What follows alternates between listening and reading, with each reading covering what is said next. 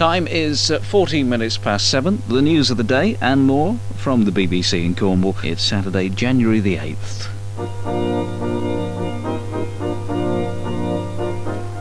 I expect you've made your New Year resolutions by now, and probably already broken a few. But it's not too late to make one more.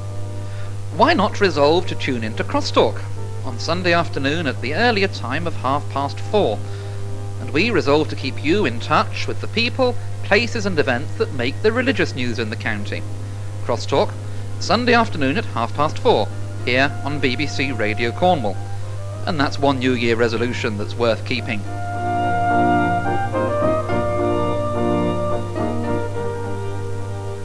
Now let's turn our attentions to the gardening, and Jack Andrew is here once again with thoughts of January in the garden. Despite the weather, one moment frosty, then next gusts and gusts of wind and lots of rain. Well, Jack was full of enthusiasm as he showed Chris Blount the new growth that had popped up over the festive season whilst everybody was looking at the turkey. Look here, look, can you see them? They're peeping up. They must be mad peeping up. Crocuses. Now, guess out tulips. Oh, tulips. Hey. That's a sign of spring. That's right, they're daft, mine.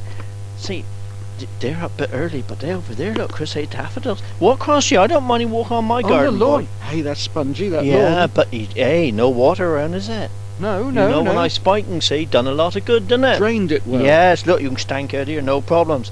But look at they daffodils, they're coming up, look. Over underneath your fence. Yes, in the Sheltered? loo, see, in the shelter, in the loo. Loo. But there you are, Chris.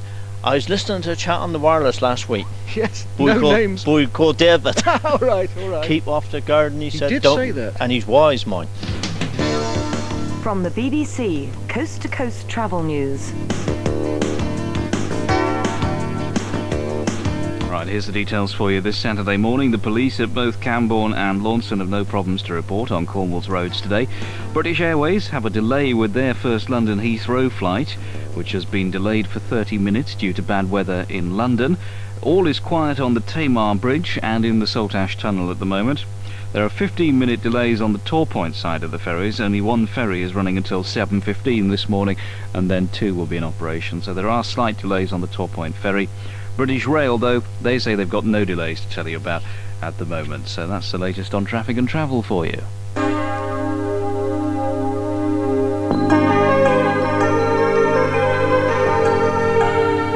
The weather forecast for Cornwall and the Isles of Scilly this morning, although dry and bright at first, especially in the east of the county, rain will spread from the west this morning, becoming heavy and prolonged at times this afternoon. The rain will tend to be followed by drier and clearer weather then later on this evening, and the winds will increase, fresh to south and southeasterly for a time, later veering westerly. Top temperatures about 8 degrees Celsius. The rain will then be followed by drier and clearer weather this evening.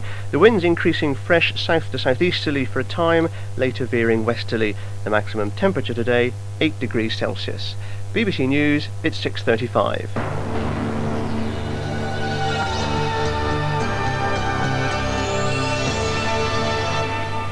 And let's take a look at the sports news for you this morning now. And while the minds of most Cornish rugby supporters are already firmly concentrating on next Saturday's County Championship semi-final between Cornwall and Durham at Redruth, there's still one more Saturday of tasty rugby to enjoy today. The words of our sports editor, Jerry Clark.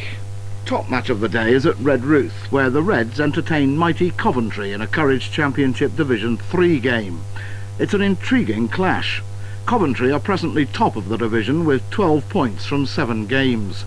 They've lost just once and have their sights firmly set on quick progress into Division 2, from whence they fell last season.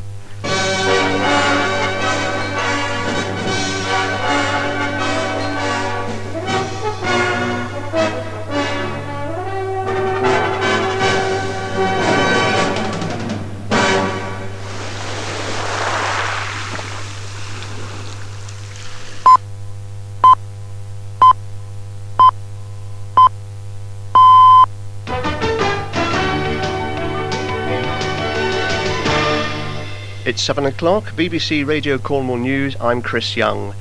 Bushfires are still raging out of control in and around Australia's largest city, Sydney, and the authorities are ordering the evacuation of hundreds of people.